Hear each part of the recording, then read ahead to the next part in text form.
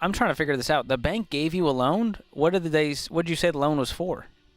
It was for a personal loan. Things just kind of, I don't know, they happened, and I didn't see the warning signs. Turns on your investment, and they proved it with a little investment to then get you baited into more. And you're going to give them open access to the internet, to all social media, and just let them go because they're just kids. And Put them in a spreadsheet, whatever you need to do, list them out on paper, smallest to largest, and ignore the interest rate. Don't even write the interest rate down. Number 4, scam by online fair. In this video, William discusses a financial incident in their marriage that occurred last fall. His wife was victimized in an internet fraud, resulting in a significant loss of cash and loans to help others. Because every time you write a check on this, it picks the scab. It opens the wound. Rather unfortunate financial incident in our marriage, but I need advice on the installment loans. And I'm trying to get it down to writing just 2 checks. That's very perceptive. Happened last fall. My wife got victimized in an internet fraud. The smaller credit cards and such, I'm using the snowball method to take care of those. Some of these loans were short-term credit card purchases, while others were installment loans. William is using the snowball method to manage the installment loans, but he needs advice on the installment loans. The fraud is usually related to romantic interest, medical assistance, or injustice. William and his wife have been together for 25 years, and they have been working on improving their communication and communication skills. They have both been getting therapy, and they are both in their mid-70s. They have a 401k and some money in their accounts with the debts in their name. William has an income tax refund check coming in the 2000s, and he would write a check out of his account to pay off the debts and close all the accounts. The video also discusses the importance of building trust and repairing relationships. As trust reaches 100%, William would need to demonstrate his commitment to healing and rebuilding the relationship. He would also need to clear the white noise of the clutter in his mind, which is the constant reminder of bad things. Been having some problems, been together for 25 years. Yeah, I mean, I get pissed off all over again every time you do this. And you have to go through the whole process you've been doing in therapy. They lost a sizable amount of cash, but also took out some loans to help these. somebody crying out for help with medical assistance or some sort of injustice. And some of those were short-term credit card things like buying gift cards. In service of choosing reality, Dave suggests that 2 people in their 70s commit to going back to work for a year and earning another $40,000 to pay off the debts. If they are in good health, they would talk to her therapist about this. They are trying to re-earn trust and make amends. Dave suggests that they should work on the other 2 loans, as it is a representative movement towards owning reality. He believes that going back and correcting the wrongs is part of being repentant and finding one's place in the world. Having all these conversations between your ears. We all do this. That's how I know. And then there were 2 installment loans. It would be the former. Things just kind of, I don't know, they happened, and I didn't see the warning signs. One was for $23,500. Not me, but yeah. But I mean, yeah, you write checks for things that remind you of bad things. It's bad. One was for $17,500. Number 3, scammed out of everything. Cindy, a naive widow from Virginia, has fallen in love with a man who took over her finances over the past 6 years. She has lost her home, car, boat, and bank account, and is his 4th victim. She has been going to therapy and speaking with domestic violence groups, but has lost the support of family and friends.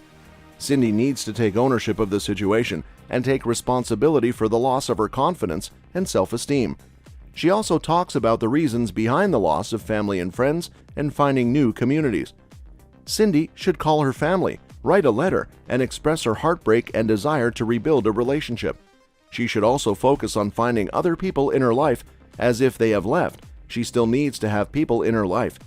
In summary, Cindy's journey starts with taking ownership of her situation, taking responsibility for the loss, and finding support from family and friends. Dave recalls his own experience of losing everything and going bankrupt due to the bank being sold to another bank and a banker being fired for a debt.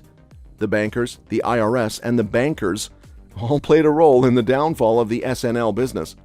Dave's friend suggested that they take ownership of their actions and take responsibility for their actions.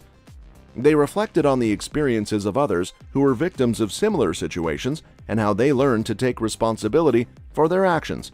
This realization led to Dave's own healing journey, which began with taking responsibility for their actions. Number 2. Crypto Scam. Matthew is a new listener on The Ramsey Show in San Diego, California. He recently got scammed by a crypto fraud scam, which resulted in a $35,000 hole in his account. He took out a personal loan of $25,000 to consolidate his wife's loans, which were recently married. Turns on your investment, and they proved it with a little investment to then get you baited into more. Smallest debt would probably be the $5,000 loan. Unfortunately, in the past couple of weeks, I am a victim of crypto fraud. Oh, man. Sorry that to hear stinks. They were married in 2020 and had to push it back a couple of years to accommodate more people. They now have a $25,000 personal loan, student loans, and a car loan. The first step for Matthew is to avoid further debt and ensure they have all their bills covered. They can use the Every Dollar app to list their income and expenses, aiming for zero income and expenses. And so that might mean getting a side job to bring your income up to 150 so that you're not trying to plow through this for the next few years. We were supposed to get married in 2020, but COVID, and then we had to push it back a couple years. Put them in a spreadsheet, whatever you need to do, list them out on paper, smallest to largest, and ignore the interest rate. Don't even write the interest rate down. Doing as much as I can to bring in as much. Well, we want to as gift possible. you something. You were asking about resources. I'm going to gift you Financial Peace University. The total consumer debt is around $150,000, and Matthew wants to lay them out smallest to largest. He doesn't want him to do more consolidation loans, as it doesn't fix any problems. Matthew will separate all the debts and put them in a spreadsheet and move around the debt. The video outlines a plan to eliminate debts, starting with the smallest one, a $5,000 loan. The host aims to make minimum payments on all debts except for the smallest one, which is the car loan. They also discuss the tax implications of using non-retirement accounts to cash out the debt. The host suggests cashing out the debt until the individual has $1,000 in savings. They suggest getting a side job to bring their income up to $150,000, which could help them avoid plow through the debt for the next few years. The host also offers Financial Peace University, which includes 9 video lessons and a premium version to connect with their bank and start their budget. Host encourages seriousness about the plan and encourages readers to stop playing with crypto and stocks and focus on financial peace. And I want you to make minimum payments on all of those debts except for the smallest one. What is your smallest debt? I went on the internet and Googled financial coaches, and the Ramsey Show popped up. Watch all 9 video lessons, and with that, it'll come with Every Dollar, our premium version, to connect with your bank and start your budget. Is that what happened? Exactly. That's exactly what happened. Oh, boy. Number 1. Scammed on Instagram. In this episode of The Ramsey Show, Dennis discusses a 17-year-old daughter's situation where her mother gave her a checking account at 16 years old. That they got the second one stopped, but the first one, she may be on the hook for $3,000. I have it's my daughter has a situation. She's 17 years old. Said, is this money actually there? Is this actually in my PayPal account? And so there's a lot of things we do as teenagers. Her mom got her a checking account when she was 16, and she's been working and putting money away. And there's 2 people getting scammed these days, older folks and young folks. The people in the middle hopefully know better. But a couple days ago, she got a message on Instagram from somebody she did not know. Especially young people, they can be susceptible because they're used to Venmo and Zelle. This is in their world. I mean, I kind of agree with, but I kind of don't agree because I thought there should be some better protections on saying that they enjoyed some of her pictures and they wanted to use her pictures and they would pay her for it. She was unaware of a scam on Instagram where they wanted to pay her for her pictures. They sent her a check via email for $3,500 with the expectation that she would keep $500 and deposit the remaining $2,500 through Zelle. However, she did not receive the money and sent it to an individual who then tried it again for another $2,500. The ex-wife filed a police report, and the bank's Asset Protection Department was notified. John believes there should be better protection for minors' checking accounts. He suggests that the daughter should be sued for the money and get in front of a judge to discuss the situation. He believes that if a judge is involved, they should look at the parents of the minor. But unless they're mailing me a check and I go to the bank and cash that check, it's fraud. for $3,000, we're going to pay you for the pictures. I know I sound like a gong, George. And hey, Dennis, I appreciate your vulnerability, and I appreciate you calling and asking. You keep $500 and send us back that money when you deposit it, the $2,500.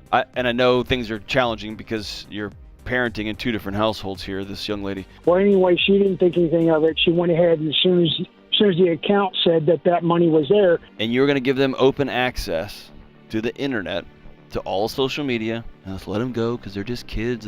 As they are ultimately in charge of opening accounts for minors. John believes that this is an extraordinary and expensive lesson for the daughter, as it teaches her that if they make a mistake, there's always someone else to blame. Parents should be involved in their children's lives, especially when they are minors. They should not let them buy anything, even if it's a compromising picture. They should also be cautious of giving their children access to social media apps. She sent it through Zelle to this individual, and then they tried it again. Please do your due diligence and look at what is happening to our young people who are involved in this. And then my ex-wife got a text message saying that the account was overdrawn. Just having free reign of the internet, free reign of these social media apps. And so they went in, they filed a police report with the local police.